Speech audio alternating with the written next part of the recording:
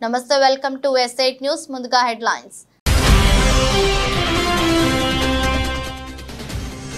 శ్రీనగర్ లో ఎన్నికల ప్రచారంలో పాల్గొన్న ప్రధాని మోదీ ఎన్సీ పీడీపీ కాంగ్రెస్ పార్టీలే జమ్మూ కాశ్మీర్ దోచుకున్నాయంటూ ఆరోపించిన మోదీ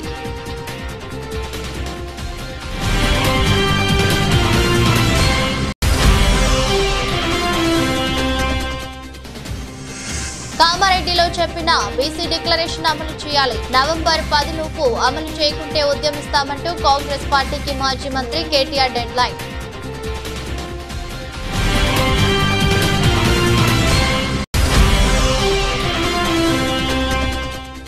ఈ నెల 20వ తేదీ నుండి 26 వరకు ఏపీలో ఇది మంచి ప్రభుత్వ కార్యక్రమం కూటమి ప్రభుత్వం చేపట్టబోయే కార్యక్రమాలు ఇంటికి వివరించాలన్న సీఎం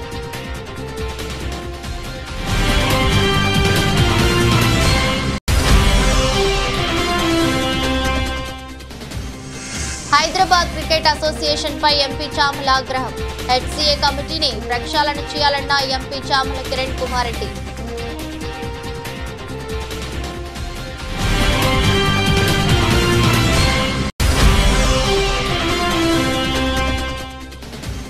టీచర్లు కావాలని రోడ్డెక్కిన ఆసిమాబాద్ ఆదర్శ పాఠశాల విద్యార్థులు పరీక్షల్లో ఫెయిల్ అయితే ఎవరిది బాధ్యత వహిస్తారంటూ రోడ్డుపై బైఠాయించిన నిరసన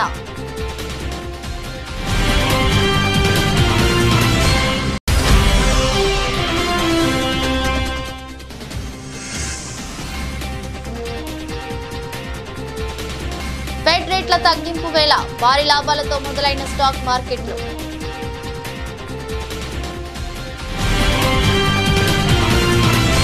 ప్రధాని నరేంద్ర మోదీ ఇవాళ శ్రీనగర్ లో ఎన్నికల ప్రచారంలో పాల్గొన్నారు ఈ సందర్భంగా ఆయన ప్రసంగిస్తూ ఎన్సీ పీడీపీ కాంగ్రెస్ పార్టీలు జమ్మూ కాశ్మీర్ రాష్ట్రాన్ని లూటీ చేస్తున్నట్లు ఆరోపించారు దోచుకోవడమే తమ జన్మ హక్కుగా ఆ పార్టీలు భావించాయన్నారు ఆ మూడు పార్టీల కుటుంబ పాలనలో జమ్మూ కాశ్మీర్ యువత నలిగిపోయినట్లు పేర్కొన్నారు ఉగ్రవాద ఛాయలు లేకుండా తొలిసారి జమ్మూ కాశ్మీర్ లో స్వేచ్ఛగా ఎన్నికలు జరుగుతున్నట్లు మోదీ తెలిపారు భారత ప్రజాస్వామ్యాన్ని జమ్మూ కాశ్మీర్ ప్రజలు బలోపేతం చేస్తున్నారని పేర్కొన్నారు అధిక సంఖ్యలో ఓటర్లు పోలింగ్ లో పాల్గొని చరిత్ర సృష్టించారన్నారు జమ్మూ కాశ్మీర్ లో అధిక సంఖ్యలో ఓటింగ్ జరగడం పట్ల గర్వంగా ఫీల్ అవుతున్నామని ప్రధాని తెలిపారు इन तीन खानदानों को लगता है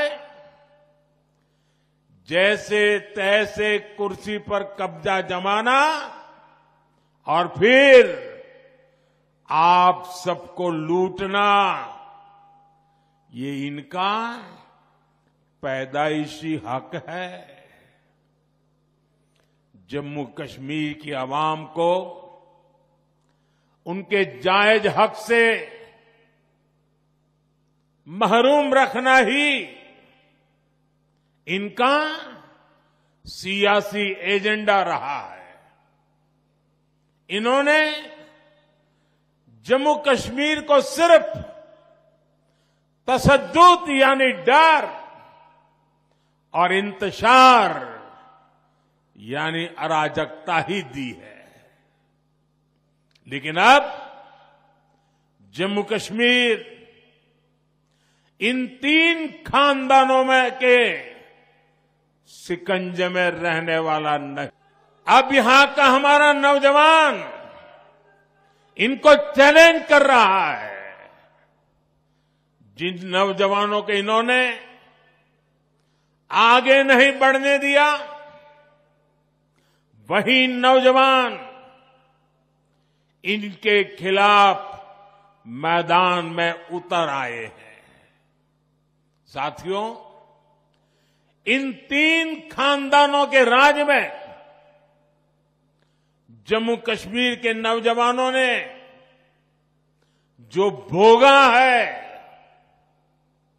जो तकलीफ सही है वो अक्सर बाहर नहीं आ पाता आज वादी का जो नौजवान 20, 25, 30 साल का है उनमें से कई पढ़ाई लिखाई से महरूम रह गए बहुत सारे ऐसे हैं जिनको 10वीं 12वीं या कॉलेज तक पहुंचने में देश के बाकी बच्चों से ज्यादा साल लगे। కాంగ్రెస్ పార్టీ బీసీలకు ఇచ్చిన హామీలు అమలు చేసేలా ప్రభుత్వంపై ఒత్తిడి తెచ్చేందుకు భారత రాష్ట్ర సమితి కదిలింది.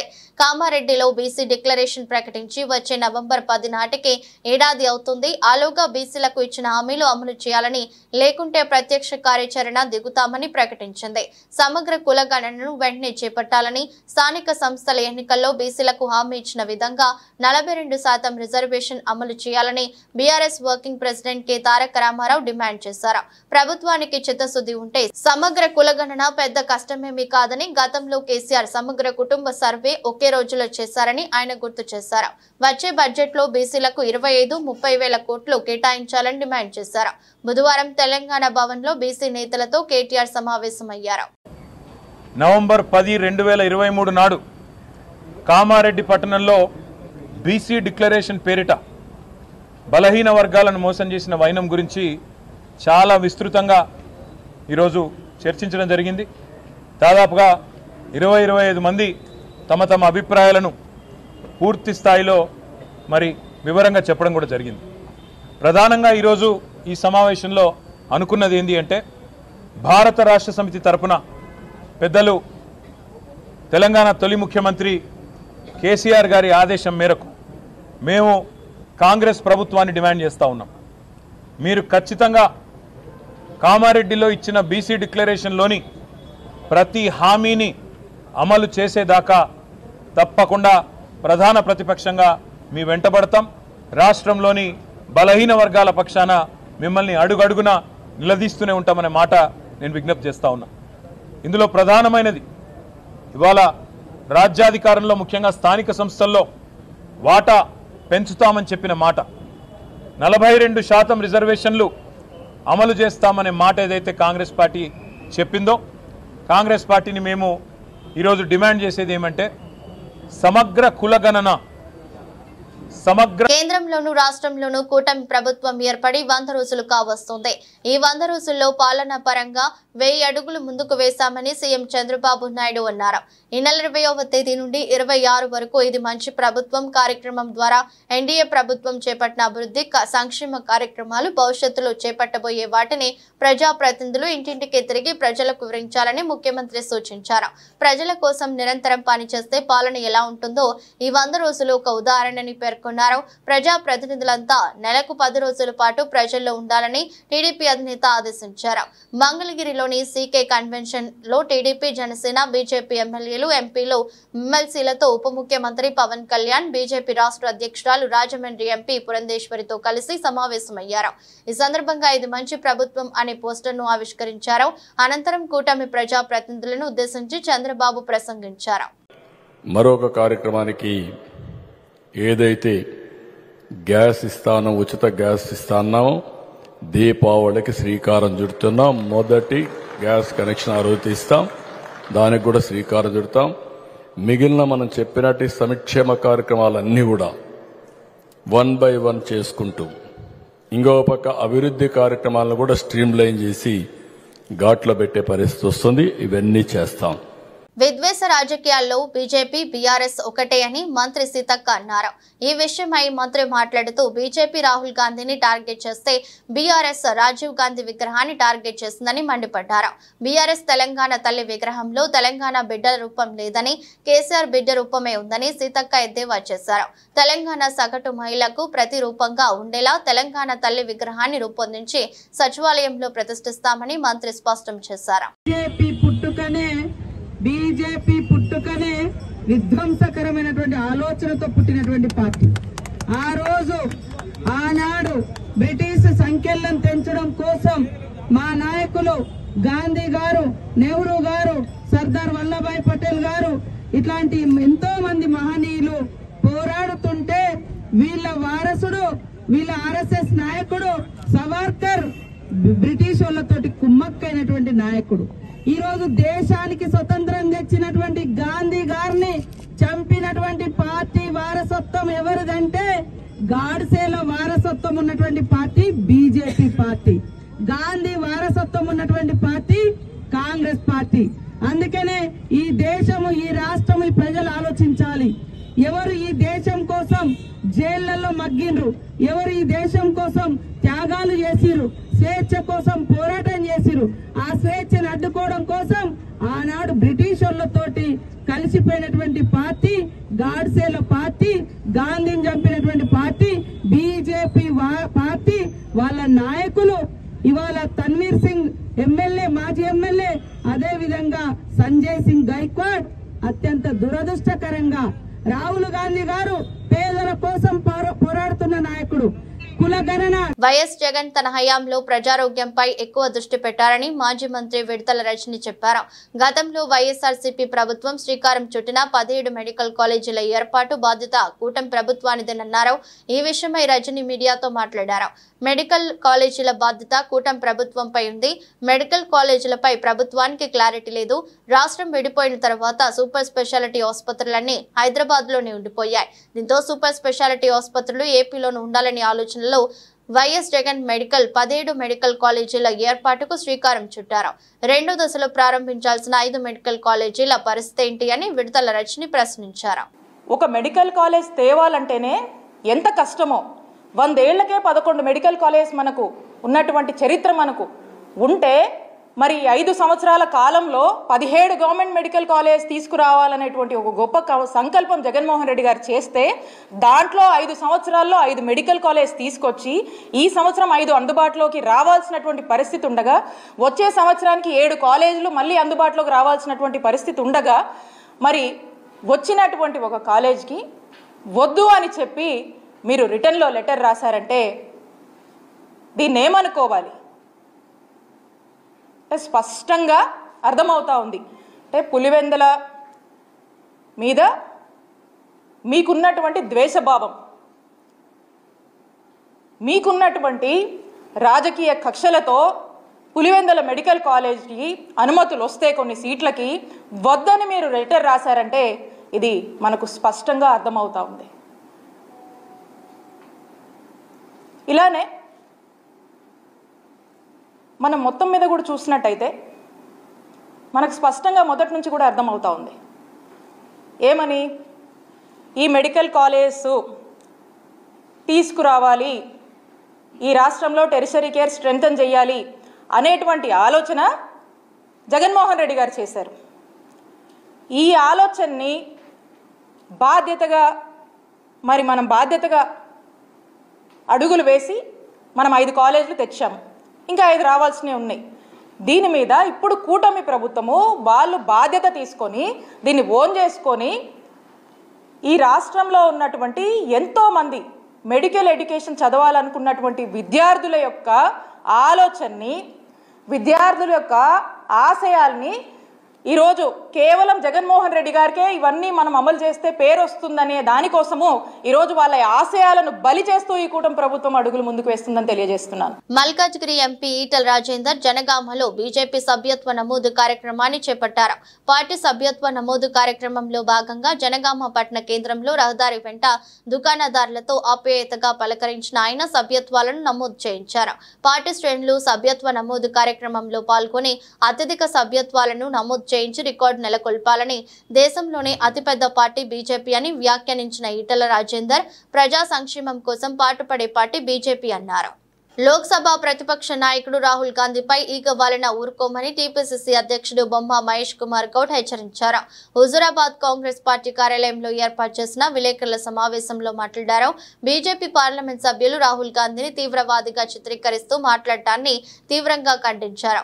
హుజూరాబాద్ లో కూడా రాహుల్ గాంధీ మీద అనుచిత వ్యాఖ్యలు చేసిన వారిపై కేసులు పెట్టాలని నియోజకవర్గ ఇన్ఛార్జ్ ఉడతల ప్రణవ్ కు తెలిపారు. రాజకీయాలు ఎంత దిగజారిపోతా ఉన్నాయి ఈ దేశంలో అంటే, త్యాగదనుల కుటుంబంలో పుట్టి తాత గారు ఎవరు దేశానికి దిక్సూచి ఒక విజనరీ ప్రైమ్ మినిస్టర్, దూరదృష్టిగల ప్రైమ్ మినిస్టర్.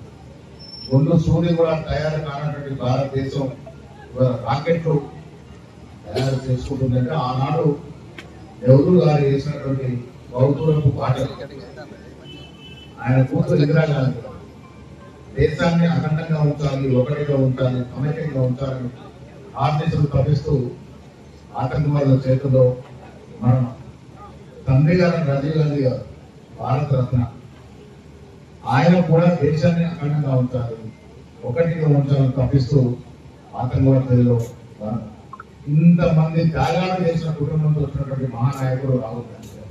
భారత్ జోడో యాత్ర తర్వాత జరగని ఉత్తర ప్రజలకు చేస్తున్న సందర్భం వారి మీద ఇవాళ బీజేపీ నాయకులు చాలా పకడ్బందీ వివరణ భాగంగా ప్రభుత్వం పదవులను వ్యక్తులు రణ్వీర్ సింగ్ బిట్టు అనేవాడు తాతగారు పంజాబ్ ముఖ్యమంత్రి చేసిన సందర్భం కాంగ్రెస్ అన్ని నుంచి ఇప్పుడు బీజేపీలో చేరి యుఎస్ పర్యటనలో భాగంగా లోక్సభలో ప్రతిపక్ష నేత రాహుల్ గాంధీ చేసిన వ్యాఖ్యలపై బీజేపీ శివసేన స్పందించిన తీరు పట్ల AP PCC chief YS Sharmila మండిపడ్డారు. రాహుల్ నిజాలు మాట్లాడితే తీవ్రవాదం అంటారా అంటూ ఆ రెండు పార్టీలను ఈ సందర్భంగా ఆమె నిలదీశారు. రాహుల్ గాంధీ అడిగే ప్రశ్నలకు జవాబు చెప్పే ధైర్యం ఉందా అని బీజేపీ శివసేన నేతలను వైఎస్ షర్మిల ప్రశ్నించారు. దేశానికి స్వాతంత్ర్యం తీసుకువచ్చిన పార్టీ కాంగ్రెస్ పార్టీ అని ఈ సందర్భంగా గుర్తు చేశారు. అలాగే బీజేపీకి కొత్త అర్థం చెప్పారు. ఆ పార్టీ మతతత్వ పార్టీ అని ఆరోపించారు. ప్రజలను విడగొట్టి వారి మధ్య మంట పెట్టి అందులో చలి కాచుకుంటుందని వైఎస్ షర్మిల ఆగ్రహం వ్యక్తం చేశారు. రాహుల్ వ్యాఖ్యలపై బీజేపీ శివసేన స్పందించిన తీరును అభ్యంతరం వ్యక్తం చేస్తూ బుధవారం విజయవాడలో వైఎస్ షర్మిల నిరసన దీక్ష చేపట్టారు. ఈ దీక్షకు ఆ పార్టీ సీనియర్ నేతలు హాజరయ్యారు. గారైనా అమిత్ షా గారైనా పెదవి విప్పడం లేదు అంటే ఏమనుకోవాలి? వారి ప్రోత్సాహంతోనే ఇదంతా జరుగుతుంది అని మేము అనుకుంటున్నాం. బీజేపీ పార్టీ నాయకులు సమాధానం చెప్పాలి. అంతేకాదు ఇలాంటి ద్వేషపూరిత మాటలు మాట్లాడుతున్న వారిపై కఠిన చర్యలు తప్పనిసరి. కాబట్టి కోర్టు కూడా ఇది సుమోటో కింద తీసుకొని వారి మీద కఠిన చర్యలు తీసుకోవాలని కాంగ్రెస్ పార్టీ డిమాండ్ చేస్తుంది. అసలు ఏది తీవ్రవాదం అని అడుగుతున్నాం, ఎవరు తీవ్రవాదులు అని అడుగుతున్నాం. మన దేశంలో 90% జనాభా బీసీలు, ఎస్సీలు, ఎస్టీలు అట్టడుగున ఉన్న ఈ వర్గాలైతే అభివృద్ధిలో వారికి వాటా లేదు అనడం తీవ్రవాదమా? అందరికీ సమాన హక్కులు, సమాన అవకాశాలు కలగాలి అన్ని వర్గాల వారికి అని అడగడం తీవ్రవాదమా? కాస్ట్ సెన్సస్ జరగాలి అని అడగడం తీవ్రవాదమా? కేవలం 10% మంది చేతుల్లో దేశానికి సంబంధించిన టాప్ 200 కంపెనీలు, వ్యాపారాలు ఉన్నాయని దేశ ప్రజలలో అవగాహన పెంచడం తీవ్రవాదమా? ఏది తీవ్రవాదమో బీజేపీ పార్టీ సమాధానం చెప్పాలి. నిజానికి స్వాతంత్ర్యం తెచ్చిన పార్టీ కాంగ్రెస్ పార్టీ కాదా? ఎన్నో త్యాగాలు చేసిన పార్టీ కాంగ్రెస్ పార్టీ కాదా? హెచ్సీ అండర్ 19లో అవకతవకలు జరిగాయంటూ భువనగిరి ఎంపీ చామల కిరణ్ కుమార్ రెడ్డి ఆగ్రహం వ్యక్తం చేశారు. అసలైన క్రీడాకారులకు ప్రాధాన్యత ఇవ్వకుండా సెలక్షన్స్ జరిగాయని బాధితులు ఆయన దృష్టికి తీసుకొచ్చారు. దీంతో ఉప్పల్లోని రాజీవ్ గాంధీ అంతర్జాతీయ క్రికెట్ స్టేడియానికి చేరుకున్న ఆయన మాట్లాడుతూ హెచ్సీఏని ప్రక్షాళన చేయాలన్నారు. ఇక్కడ జరుగుతున్న విషయాలపై సీఎం రేవంత్ రెడ్డి దృష్టికి తీసుకెళ్తారని ఎంపీ స్పష్టం చేశారు. ఉప్పల్ స్టేడియంలో ఉన్న హైదరాబాద్ క్రికెట్ అసోసియేషన్ ఆఫీస్లో సెక్రటరీ దేవరాజ్ గారిని వాళ్ళ మెంబర్స్ని కలవడం జరిగింది. ఈ మధ్య కాలంలో జరిగినటువంటి ప్లేయర్ సెలెక్షన్స్లలో అవకతవకలు జరిగినాయనే ఒక అంశం నా దృష్టికి వచ్చినప్పుడు ఏ ప్రాతినిధికంగా వాళ్ళు ప్లేయర్స్ని సెలెక్ట్ చేస్తున్నారు, ఆ సెలెక్ట్ చేసినటువంటి ప్లేయర్స్ల లిస్టు, వాళ్ళ పర్ఫార్మెన్స్ అంటే లాస్ట్ 2023-24, 24-25కి సంబంధించినటువంటి పర్ఫార్మెన్సెస్ అంటే వాళ్ళు ఆడిన లీగ్స్, ఆ పర్ఫార్మెన్స్లలో వాళ్ళు కొట్టిన స్కోర్స్ కానీ, వికెట్స్ కానీ, ఆల్రౌండర్స్ గురించి కానీ తీసుకొని దీంట్లో కరెక్ట్గా ఆడే ప్లేయర్కి అవకాశం ఇస్తుర్రా, లేకపోతే ఎవరైనా ఇన్ఫ్లుయెన్స్ ఉండి బాధ్యతారహితంగా వాళ్ళను కొంతమందిని ముందుకు తీసుకొస్తుర్రా అనే ఒక ఉద్దేశంతో ఈరోజు నేను ఇక్కడ కలిసి వాళ్ళతో డిస్కషన్ చేసినప్పుడు 2.5 గంటలు మేము అన్ని చర్చ చేసినాం. సెలెక్టర్లతో మాట్లాడడం జరిగింది. కాకపోతే ఇక్కడ ఒక మిస్కమ్యూనికేషన్ ఏంటంటే జస్టిస్ కమిటీ నాగేశ్వరరావు గారు సుప్రీంకోర్టు నుంచి లాస్ట్ టైం అపాయింట్ కాబడి అప్పుడు వచ్చి సెలెక్టర్స్ని అపాయింట్ చేయడం జరిగింది. కానీ నేను ఇప్పుడు నాగేశ్వరరావు గారితో కూడా మాట్లాడిన ఫోన్లో. నాగేశ్వరరావు గారు ఒకటే చెప్పిండు, నేను యాక్చువల్గా సంవత్సరం క్రితమే హైదరాబాద్ క్రికెట్ అసోసియేషన్కి సంబంధించిన వ్యవహారాలను చూడట్లేదు, దాన్ని మొత్తం కూడా ఆ కమిటీ చేతిలో పెట్టి నేను ఇప్పుడు ఢిల్లీలో ఉన్నా, నాకు అటువంటి బాధ్యతలు ఏం లేవు, నన్ను కావాలని వాళ్ళు బ్లేమ్ చేసి అవకతవకలని చెప్పడం జరిగింది. నేను Hyderabad cricket association secretary Devraj గారికి ఒకటే చెప్పిన, మీదే బాధ్యత అంటే ఆయన ఈ సంవత్సరం నుంచి ఇంకా కమిటీయే ఉంది, ఆ కమిటీయే చూసుకుంటుంది అన్న ఆలోచనలు ఉన్నారు. ఈ రోజు నేను వచ్చి జస్టిస్ నాగేశ్వరరావు గారితో మాట్లాడినాను, ఆయన క్లారిటీ వచ్చింది. ఏంటంటే జస్టిస్ అనే కమిటీ అప్పుడు టెంపరీగా అప్పుడున్న పరిస్థితులను బట్టి చేసినా కంటిన్యూ బాడీ కాదని. దీంట్లో వరదలు వచ్చి 20 రోజులు అవుతున్నా ప్రజలు ఇంకా అనేక ఇబ్బందులు పడుతున్నారని విజయవాడ తూర్పు నియోజకవర్గ వైసీపీ ఇన్ఛార్జ్ దేవినేని అవినాష్ అన్నారు. ఈ విషయమై ఆయన మాట్లాడుతూ టీడీపీ నాయకులు పబ్లిసిటీ రాజకీయాలు తప్ప బాధితులకు చేసిందేమీ లేదని విమర్శించారు. వైఎస్ఆర్ కాంగ్రెస్ పార్టీ తరపు నుండి మీరు సాయం చేస్తున్నారు, కానీ టీడీపీ కూటమి ప్రభుత్వం నుండి మాకు ఇంతవరకు సాయం అందలేదని బాధితులు చెప్తున్నారని పేర్కొన్నారు.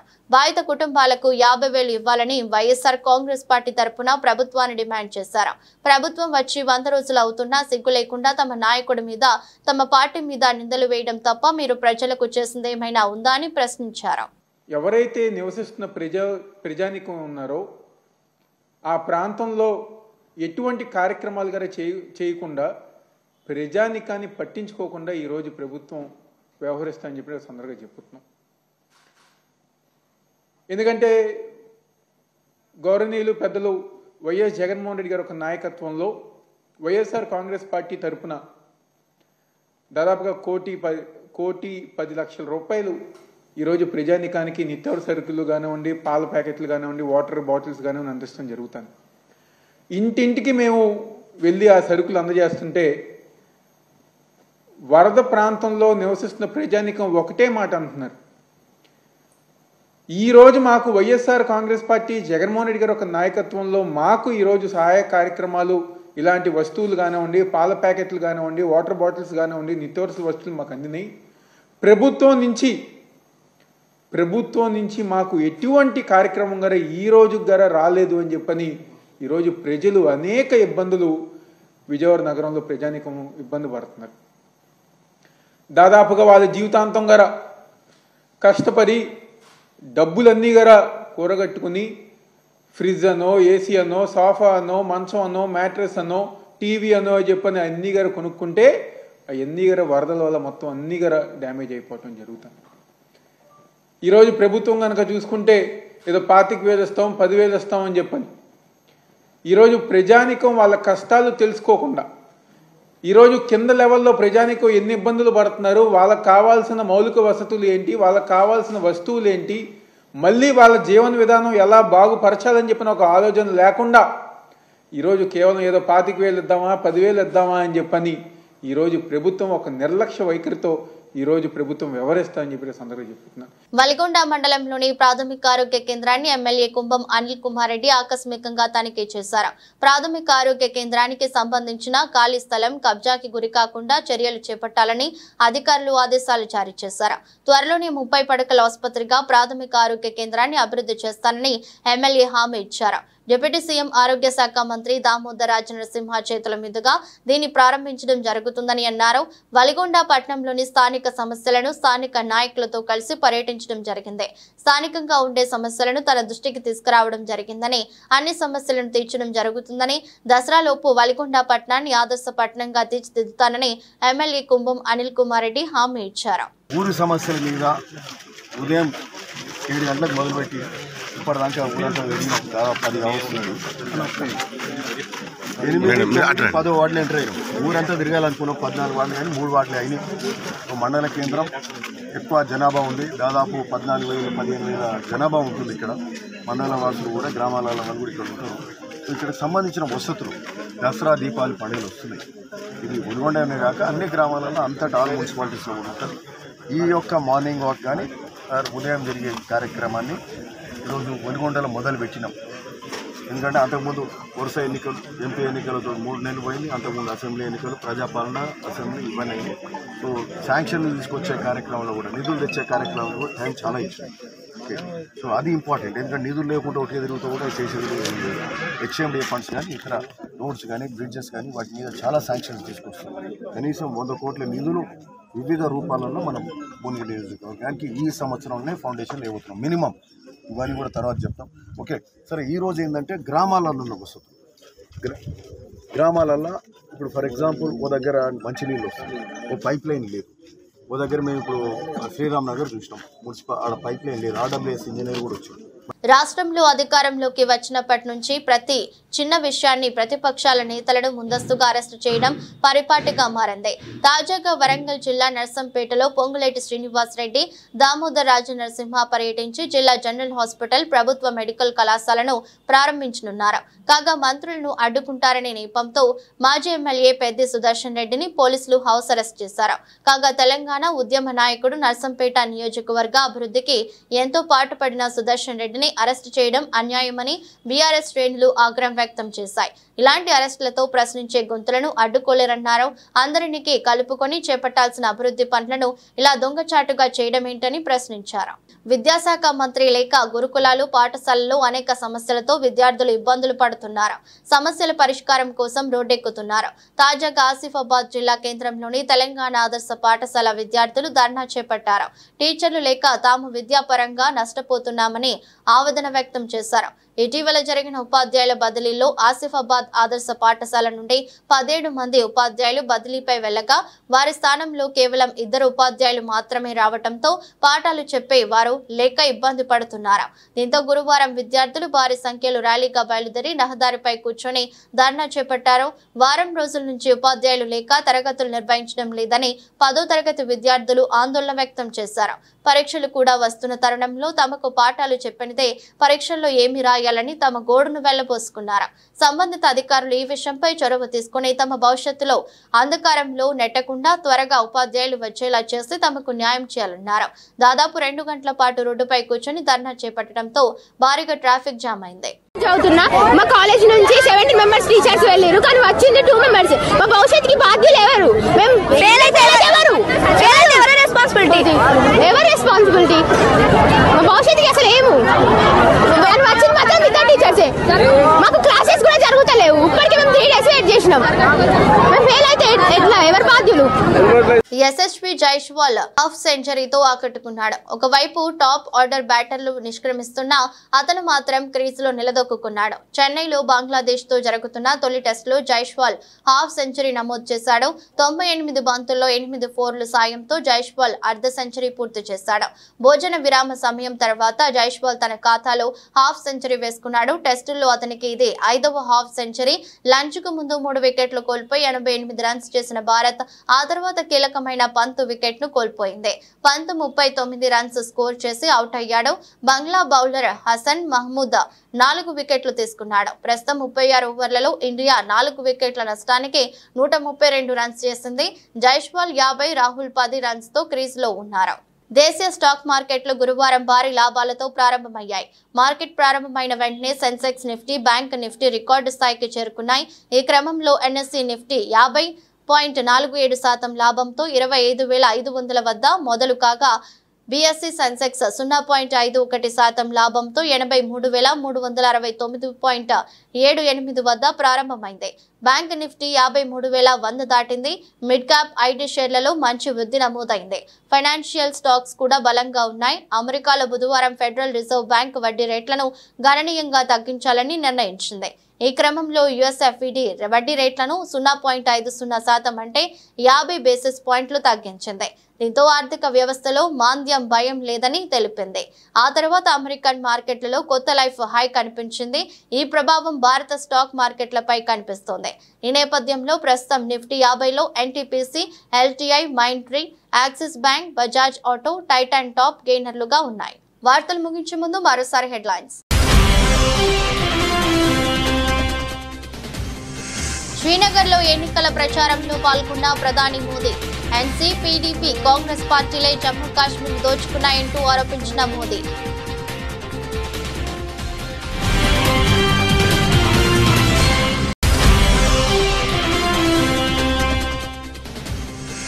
కామారెడ్డిలో చెప్పిన బీసీ డిక్లరేషన్ అమలు చేయాలి. నవంబర్ 10 లోపు అమలు చేయకుంటే ఉద్యమిస్తామంటూ కాంగ్రెస్ పార్టీకి మాజీ మంత్రి KTR dead line.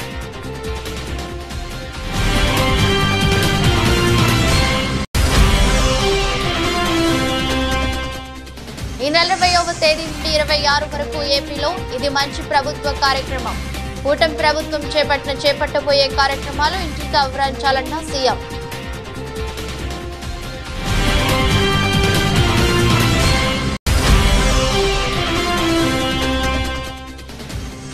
Hyderabad cricket association పై ఎంపీ చామల ఆగ్రహం. హెచ్సీఏ కమిటీని ప్రక్షాళన చేయాలన్న ఎంపీ చామల కిరణ్ కుమార్ రెడ్డి.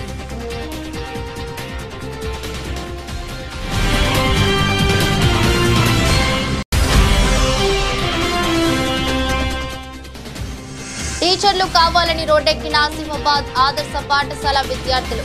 పరీక్షల్లో ఫెయిల్ అయితే ఎవరిది బాధ్యత వహిస్తారంటూ రోడ్డుపై బైఠాయించిన నిరసన.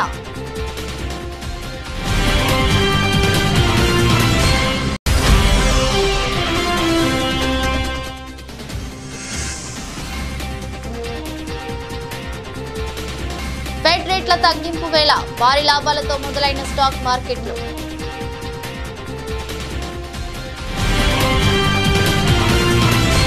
ఎదురొస్ట్ బులెటిన్ మరో బులెటిన్లో మళ్ళీ కలుద్దాం. అంతవరకు సెలవు. నమస్కారం.